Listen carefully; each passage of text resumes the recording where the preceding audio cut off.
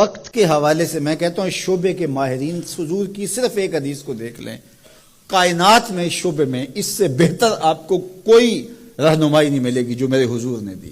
من حسن اسلام المرء ترکہ ما لا یعنی ہے، کسی شخص کے اسلام کا جمال اور حسن یہ ہے کہ وہ ہر بے مقصد کام کو چھوڑ دے۔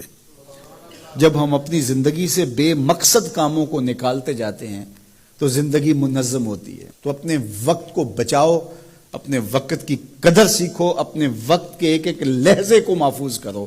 سب سے قیمتی سرمایہ جو راس المال ہے آپ کا، وہ آپ کا وقت ہے، اور جس نے وقت برباد کر دیا، یوں ہی بیٹھے بیٹھے وقت گزار دیا، بے مقصد وقت بسر ہو گیا، تو اس نے اپنا سخت نقصان کیا۔